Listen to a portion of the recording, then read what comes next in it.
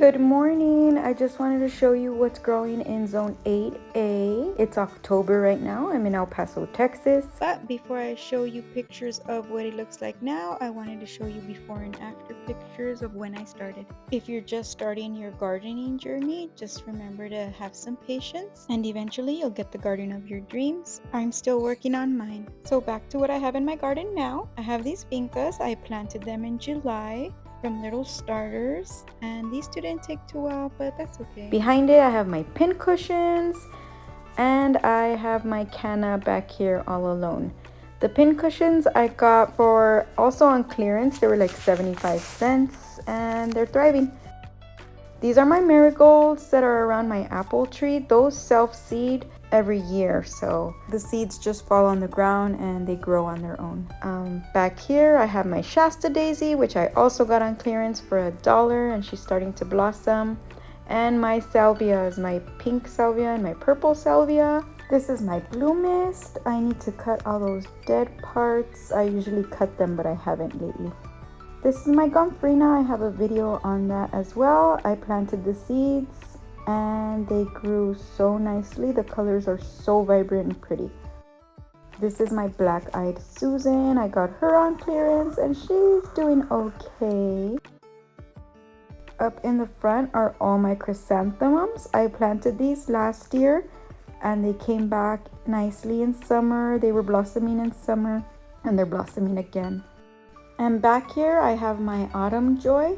This one is drought tolerant, doesn't require a lot of water, and when it blossoms it's so pretty. It's barely starting to blossom now since it's starting to get cold. And my African daisy, it's a cute little bush, green, but I haven't got enough flowers on it this year. I think it's because I don't really fertilize any of my flowers. I put compost or worm castings, but I probably need to work on a fertilization schedule. If you have any suggestions for me, go ahead and leave those in the comments. I know a lot of my garden has empty spaces, but I'm working on a little bit each day, and it's a process. Change takes time. And like I said, I'm experimenting with the types of flowers that do well here, that are drought tolerant, that thrive in our excessive heat. These cosmos were planted from seed by my children, and I have a video on those. I haven't deadheaded these either because I'm trying to let the seeds fall on their own, and hopefully I have more next year, voluntary ones. Those zinnias back there, I also have a video. I planted those by seed myself and they're my new favorite flower. The colors are super vibrant, the leaves are gorgeous, and the bumblebees seem to love them. I always see a bumblebee or two back there on them. So these are definitely my new favorites.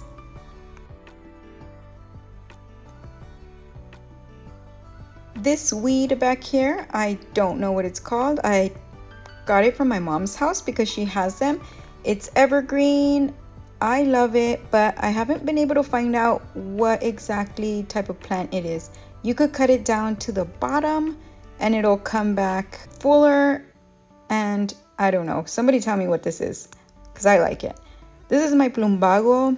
I bought her sometime in spring and she wasn't doing too good in the summer, but now she's green and blossoming. I think she likes it there. This is my bougainvillea. I just got her on clearance recently. And if you see all these little ones, it's dill and cilantro. I have a short on dill, and when it bolted, it was just as big as the tree, and all the aphids were on the dill, meaning they weren't on my apple tree, so that was nice. I'm just gonna let all these grow and I'll just pick them as they come out. Now let's go to my front yard and I'll show you what I got there.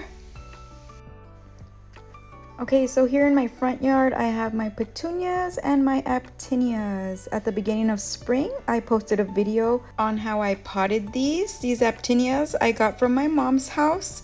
It was just a couple stems that I threw in there. And the petunias I got for about $4 on clearance at the big box stores. Here we have my lantanas.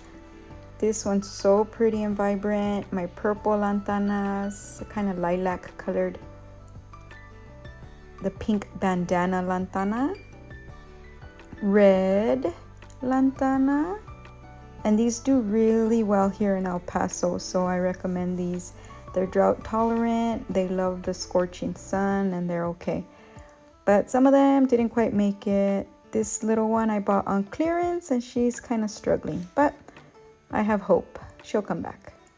Here's some more of my vincas in my pot in the front. Portulaca that I also got on clearance.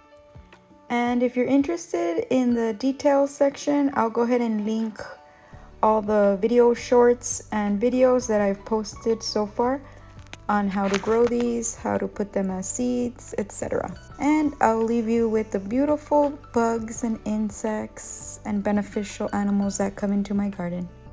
Thanks for watching. Don't forget to like and subscribe.